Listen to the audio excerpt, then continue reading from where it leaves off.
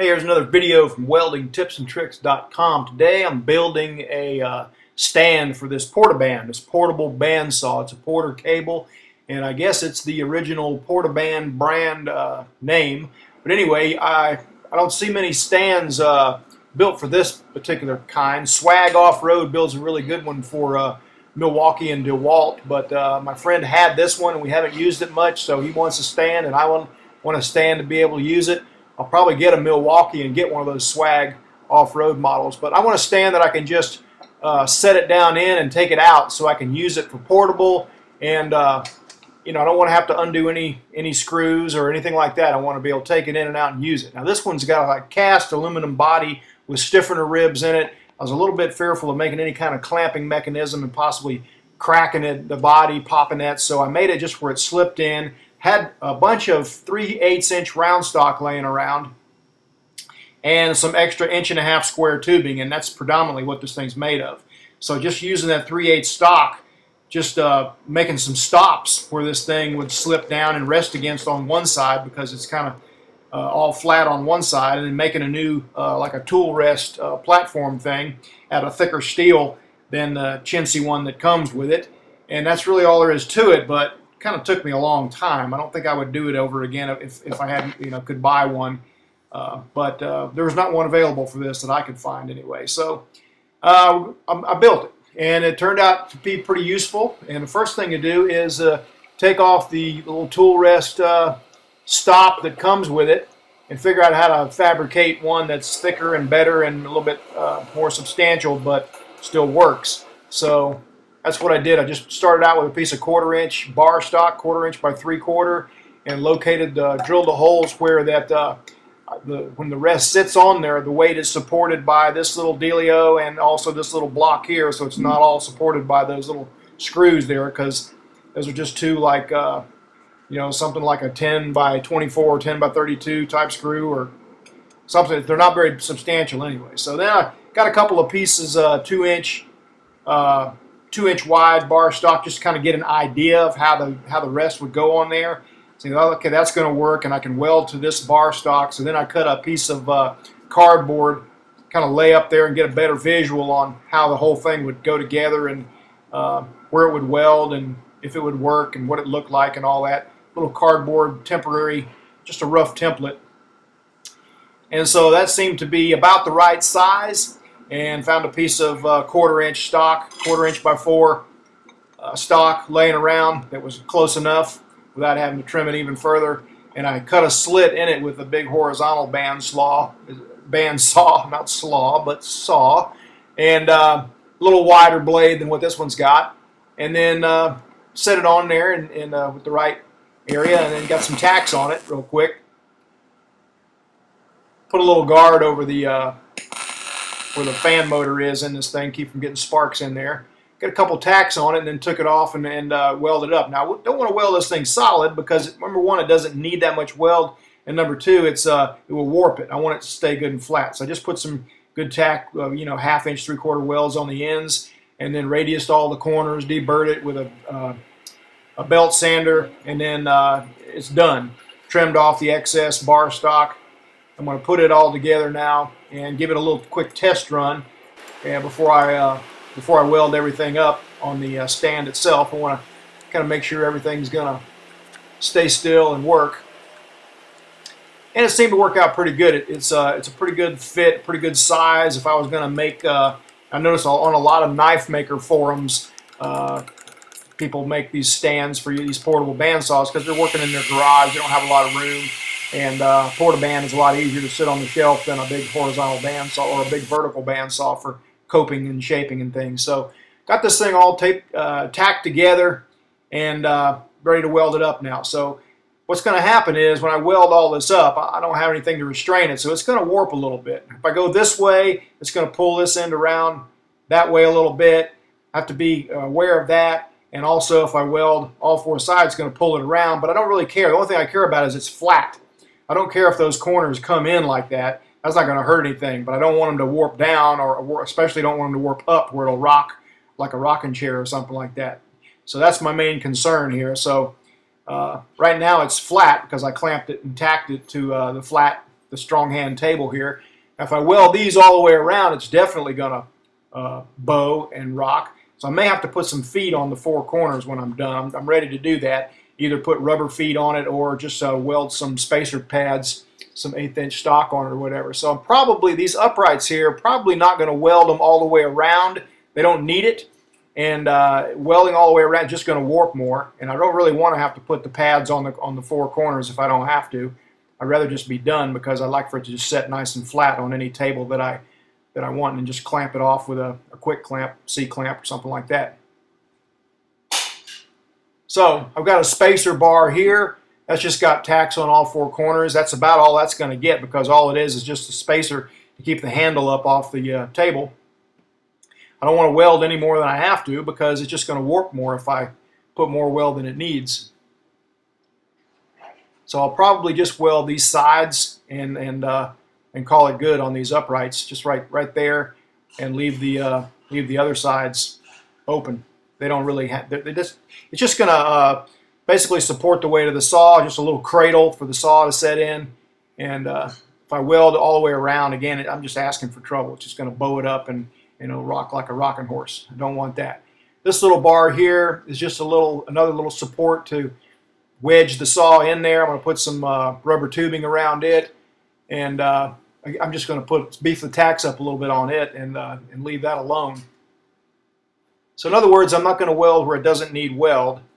And on all these little pieces of 3/8 round stock that I just tacked on there to kind of hold the thing in place, I'm just going to beef up those tacks a little. Just put some extra tacks on here and there, because you know how MIG tacks sometimes do on hot rolled. Sometimes you think you got a good tack and it just pops loose because it takes it a minute to heat up and burn through the hot rolled mill scale.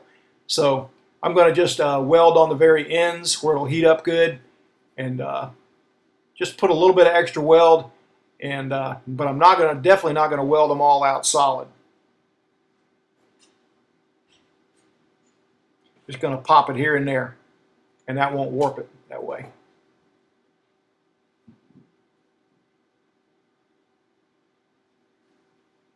The reason I use the 3/8 stock is just strictly because that's what was laying around. I had a lot of extra small pieces of that laying around as odds and ends. It could have just as easily been square stock or hex or anything like that would have worked. But I just used. I didn't want to spend any money on this thing, so I just used what I had. I didn't want to buy a bill of materials and use a certain thing because it's just not necessary. All right, so I'm just gonna again get more tacks, beef up the ones on the ends where the corners will heat up good. I know they'll burn in. I want small tacks. Don't want to weld them all the way out because they're not doing a whole lot. They're just holding the thing in place.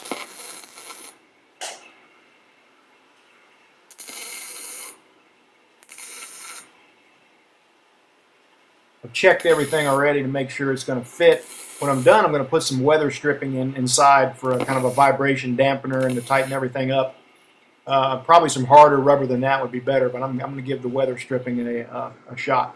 So first off, I'm going to do a little MIG on this thing. I'm going to mix it up. I'm going to do a little TIG, MIG, and stick. But first off, I'm going to do MIG welding. And MIG would be definitely the way to go on this thing.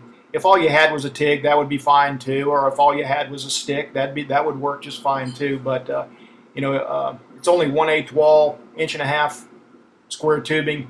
And MIG is going to be quicker and cleaner and everything, but just for the sake of mixing it up, I'm going to do all three. And one technique on MIG is just to scoot forward and pause in a straight line, which is what I'm doing here, with not much pull or push angle, just pretty much straight in, and that works pretty good. It works pretty good in giving you a little increment metering device on how to travel. Another way is just make a series of loops or cursive E's. That also works very well. You can pause at the top and kind of watch your undercut that way. Make sure and fill that in. That also works pretty good.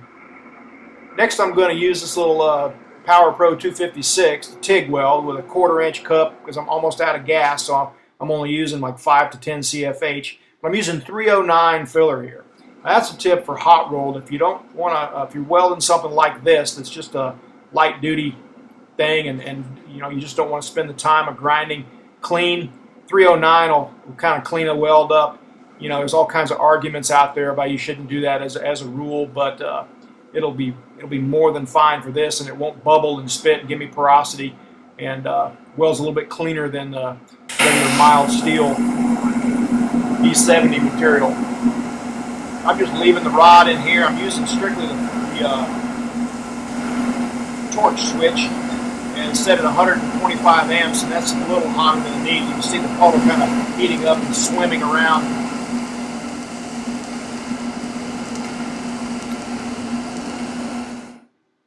So that didn't work out that great, but it's fine. It'll hold. Anytime you're welding on hot rolled mill scale with TIG, you're not going to get as pretty a weld. It just doesn't flow right. Watch the toes of the weld here, the edge. You see how all that stuff is just boiling and it's grainy? That's oxidation that floats into the puddle. But the chromium and stuff in the 309 kind of helps scavenge that stuff and helps it weld a little bit better on hot roll, and you won't get porosity. A lot of times you can get by with the E70 TIG wire too, but you know. All right, we're going to do a little old school stick here using that Lincoln. I don't know what happened to the clip here, but I just couldn't make it run right. This is a 1/16 6013 rod. This is what I don't like about 6013s. I had this thing 5 amps hotter than the max amperage, so it should have fried in there real good. But a lot of times, 6013, if you're not careful, you'll get a worm bed in the middle. It'll weld a bead on one side, a bead on the other, and a worm bed of slag through the middle.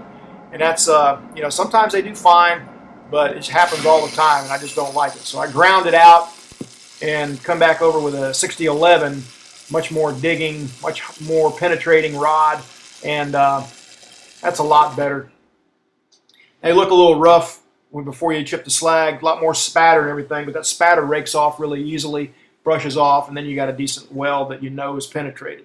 And for downhill, you can't beat the 6011s for downhill welding, especially when you have a little gap like this. Now these rods, these are quick strike rods. They're not a really high dollar rod. You get them at Harbor Freight and other discount places. I picked these up at a little flea market tool place just for this video, in fact. But they're inconsistent. That first one tried to cut out on me. This one did great. Did fine. You can hear it keyholing and burning in that gap. But most 6011s do a little bit better than that. I wasn't real impressed with the Quick Strike brand.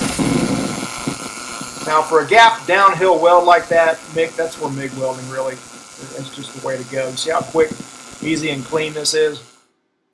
That makes a nice weld, a little wire brush, and it would shine like new money. But not everybody's got a Mig. Okay, this is a close-up, same downhill weld. You see that spatter building up in the nozzle? That's going to get out of hand if I don't clean it out pretty soon. And now we're going to do a regular, a little push action. Sometimes sometimes you have to push, sometimes you have to pull. And then one last, actually this is just a straight drag with a pull angle, MIG. And then the very last joint here will be just using a little series of cursive E's again, get a little pattern in there.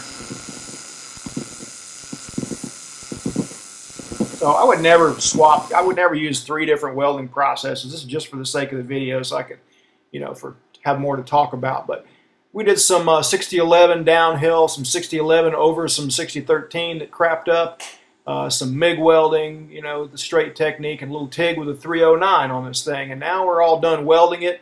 Put the weather stripping in it to tighten it up, and I'm going to see if it fits. Kind of wedges in there nice and tight. And the last thing is I had to make this little receiver here. Otherwise, just the body of the saw just wasn't made where I could slide it down. But after the fact, I just put this thing in there, and there you go. Put a little piece of rubber tubing on it. It's good to go.